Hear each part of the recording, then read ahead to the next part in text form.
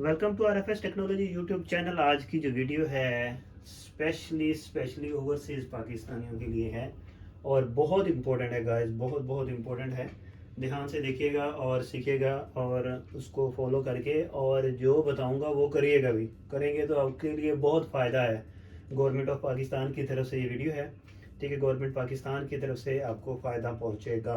तो जाते हैं बगैर इधर उधर की बातें करते हुए अपनी वीडियो की तरफ। तो आज की जो वीडियो है वो है ओपीएफ के रिलेटेड है, ठीक है। Overseas Pakistani overseas Pakistani foundation के रिलेटेड है। ओपीएफ मैं लिखता हूँ और आपको बताता हूँ कि ओपीएफ में आपने ये क्या करना है। ओपीएफ एक ओवरसीज पाकिस्तानी फाउंडेशन है। जो एक आपको मेंबरशिप कार्ड देती है। उस मेंबरशिप कार्ड के ज़रिए से आप क्या कर सकते हैं, उस कार्ड की अगर मैं शक्ल आपको दिखा पाऊँ। ओपीएफ ये है जी कार्ड। ये आपको गवर्नमेंट ऑफ पाकिस्तान ओपीएफ की तरफ से मिलता है। इस कार्ड से आप बहुत से फ़ायदे ले सकते हैं। मतलब आपने कोई चीज़ पाकिस्तान में भेजनी है तो आपको कस्टम के रिलेटेड आपको फ़ायदा पहुंचता है, तो उसको आपको कस्टम फ्री होता है। ये बहुत इंपॉर्टेंट कार्ड है उन लोगों के लिए जो पाकिस्तान से बाहर अब्रोड में रहते हैं। तो इसको कैसे अप्लाई करते हैं, इसके लिए क्या क्या डॉक्यूमेंट रिक्वायर्ड्स हैं और कैसे आप तक पहुंचेगा, सारी हर चीज़ की जो डिस्कशन है हम इस वीडियो के अंदर करेंगे। तो चलते हैं वीडियो की तरफ। तो हम सबसे पहले हम लोगों को ओपीएफ जो वेबसाइट है इसको ओपन करना है जी। ये है जी। अगर आप डायरेक्टली गूगल पे ओपीएफ लिखेंगे तो ओवरसीज पाकिस्तानीज फाउंडेशन आएगा, तो उसको आपने ओपन कर लेना है। तो ये है जी इनकी वेबसाइट का होम पेज है। देखिए आपने यहाँ पे आप देख रहे हैं ministry of overseas Pakistanis and human resource development government of Pakistan. तो यहाँ पे जाके आपने अपना मेंबरशिप कार्ड अप्लाई करना है। तो आपको तरीका बताता हूँ, गौर से देखिएगा और अप्लाई करें, लाजमी अप्लाई करें। सबसे पहले आपने जाना है ओपीएफ मेंबरशिप में।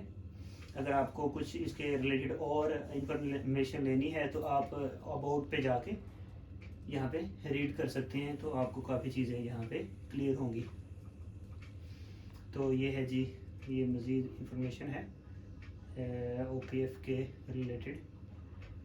तो हम जाते हैं यहाँ पे ओपीएफ मेंबरशिप कार्ड के आइकन पे।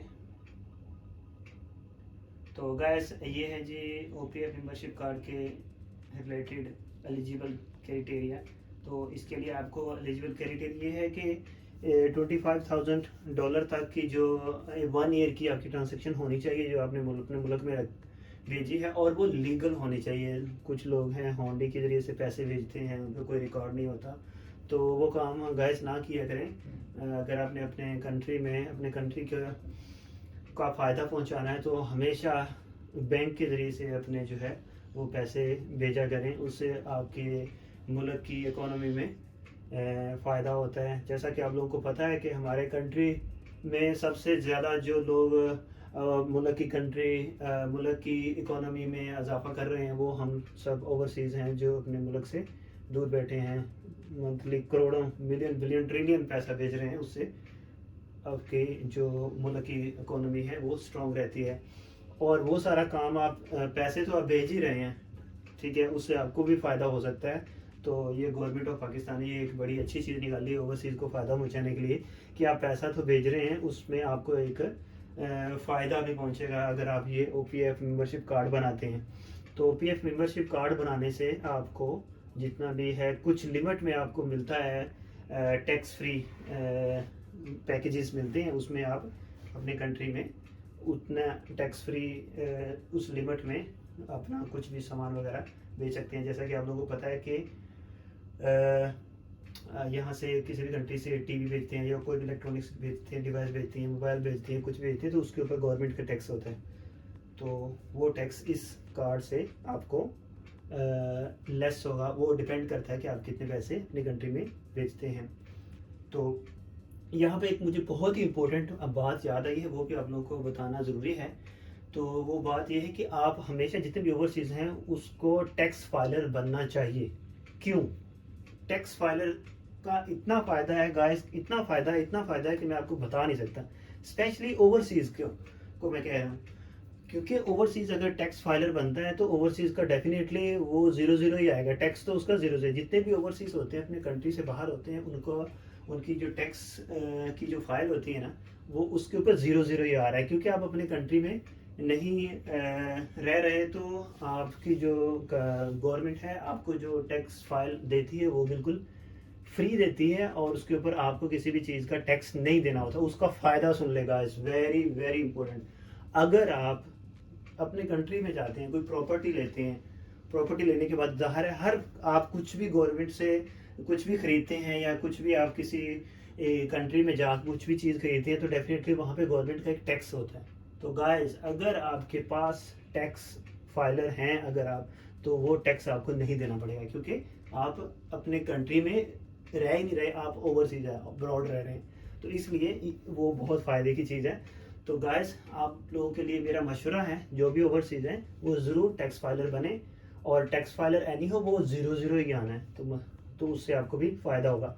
तो चलते हैं जी इस वीडियो की तरफ। और भी इस किस्म की अगर इन्फॉर्मेशन चाहिए उससे मुझे बताना, तो मैं आपको ज़रूर बताऊंगा। ये तो है जी कैटेगरी है, ठीक है जी, कि कौन से कैटेगरी के लोग हैं वो यहाँ पे उन्होंने बताया कि उनका सबसे पहले वीज़ा होना चाहिए, डेफिनेटली वैलिड वीज़ा हो, वर्क वीज़ा हो, और डुअल नेशनैलिटी है तो वो भी, उसकी भी डिटेल आपके पास होनी चाहिए। डबल पासपोर्ट है तो वो भी आपके पास होना चाहिए डेफिनेटली। तो डॉक्यूमेंट रिक्वायर्ड हैं, यहाँ पे मैं क्लिक करता हूँ, ये जी डॉक्यूमेंट रिक्वायर्ड हैं। सबसे पहले आपके पास वैलिड पासपोर्ट होना चाहिए, ठीक है। वैलिड पासपोर्ट का मतलब ये होता है कि आपके पास जो पासपोर्ट है कम से कम 6 मंथ उसकी वैलिडेशन होनी चाहिए, अगर नहीं है तो आप उसको रिन्यू करवा लें। उसके बाद ही photocopy of passport page showing seal of registration with protector of immigration. जब भी आप किसी कंट्री के अंदर जाते हैं तो वहाँ पे एक सील लगती है, ठीक है। वहाँ पे आप एयरपोर्ट पे जाते हैं तो वहाँ पे एक स्टम्प लगती है, वो ये शो करती है कि आप इस कंट्री के अंदर इंटर हो चुके हो, तो उसकी एक फ़ोटोकॉपी भी आपने अटैच करनी है। उसके बाद पे ऑर्डर ड्राफ्ट है, वो ओनली 2000 पाकिस्तानी रुपीज़ में आपने पे करना है। 2 पासपोर्ट साइज कलर फ़ोटोकॉपी है, और फोटोकॉपी ऑफ CNSE और नाइको। जितने भी ओवरसीज है उसका नाइको बनता है, आपको पता है। CNSE है या नाइको का कोई भी है आपकी, उसकी भी आपको फोटोकॉपी लगानी होगी। और फोटोकॉपी ऑफ वैलिड वीज़ा, अगर आपके पास ज़ाहिर है आप किसी भी कंट्री के साथ में रहते हैं तो वहाँ पे आपको आपका वीज़ा होगा, वर्क वीज़ा जिसको बोलते हैं, तो उसकी भी कॉपी आपने लगानी है। तो एप्लीकेशन फॉर्म बता रहा है जी, एप्लीकेशन फॉर्म जो है वो डेफिनेटली इसी साइट से आपको मिलेगा, तो वहाँ पे आपने डाउनलोड करना है, बल्कि डायरेक्ट ऑनलाइन उसको फिल करना है, और फिल करने के बाद आपने उसको सबमिट कर देना है। The membership card is valid during member stay abroad at after up to 3 years of his her return of to Pakistan, कि उसका जो 3 year तक, जब तक वो पाकिस्तान वापस नहीं आता तो उसका 3 year तक वो वैलिडेट होगा। तो अमाउंट अगर 2000 है, आप यहाँ पे आपने देखा है, उसको आप अगर अब्रॉड में बैठे हैं तो आप उसको डिपॉजिट करवा सकते हैं। तो यहाँ पे उन्होंने IBAN नंबर दिया हुआ है। IBAN नंबर का मतलब आपको पता ही है कि अगर आपने आउट ऑफ कंट्री से पैसा ट्रांसफ़र करना है तो आपको IBAN चाहिए, और ये स्विफ्ट कोड है। तो यहाँ से आप जो है वो 2000 जो रुपीज़ है वो पे कर सकते हैं, ठीक है। उसके बाद ये रजिस्टर ऑनलाइन, डेफिनेटली आपको बता चुका हूँ। Click here to registration online, मैं यहाँ पे क्लिक करता हूँ थोड़ा सा आपको डेमो देने के लिए, क्योंकि इसके अंदर कुछ फीलिंग ऐसी भी हैं जो कि आपको कंफ्यूज कर सकती हैं। तो गाइस, उसको आपने ध्यान से फिल करना है। तो यहाँ पे इजी फास्ट, अगर आपके पास अकाउंट ऑलरेडी है तो यहाँ पे आप लिख सकते हैं user name password underscore.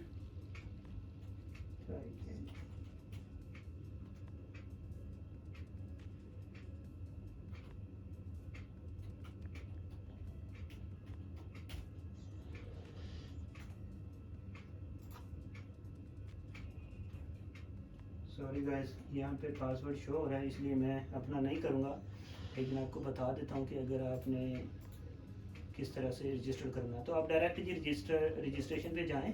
Okay, तो रजिस्ट्रेशन में जाने के बाद ये देखें जी, यहाँ पे नेम, डेट ऑफ बर्थ, बहुत से 2-3 फॉर्म खुल गए हैं, 2-3 पेज है एक ही फॉर्म के। तो यहाँ पे मैं ना आपको जस्ट डेमो के साथ फिल करता हूँ। फॉर एग्जांपल कोई भी नाम है और कोई भी उसका फादर नेम आपने पुट कर देना, कोई भी डेट ऑफ बर्थ कर देनी। जहाँ पे आपकी कंफ्यूजन होगी वो मैं आपको बताता हूँ, जहाँ पे आप कंफ्यूज हो सकते हैं। तो कोई भी आप डेट ऑफ बर्थ लिख दें जी, इतना छोटा तो कोई नहीं होगा। कोई चलिए जी ये कर देते हैं, मेल सेक्स जो है वो मेल हो गया। प्रोफेशनल आपने कोई भी जो भी आपका है वो आपने लिखना है। मैं लिखता हूँ ये इंजीनियर है। माइको नंबर है, आपने कोई भी अपना आईडी कार्ड का नंबर लिखना है।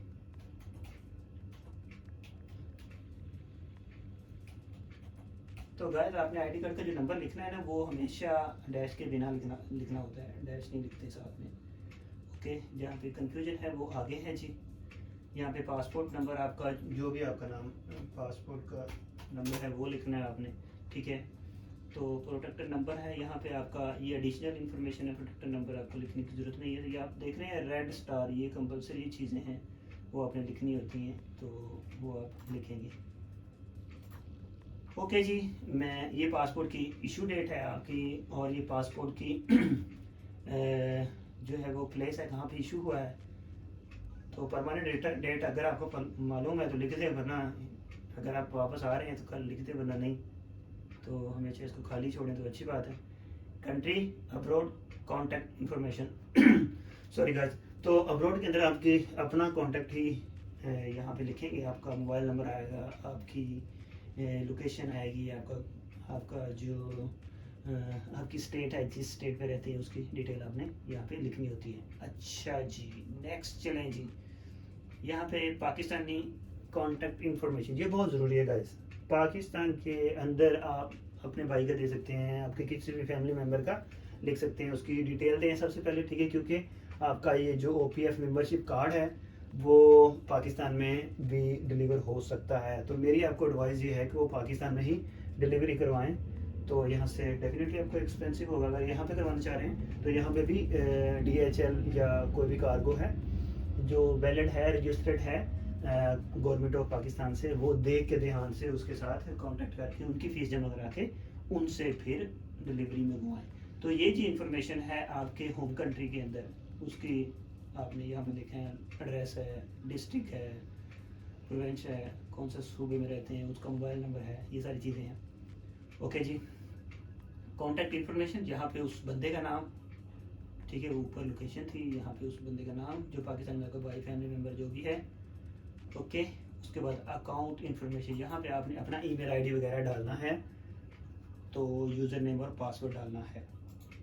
यही यूज़र नेम और पासवर्ड जो है जो आप यहाँ पे डालेंगे वो आपके OPF का लॉगिन पासवर्ड होगा, तो उसको अपने ध्यान से डालना है। तो गाइस इसको आपने सबमिट कर देना है।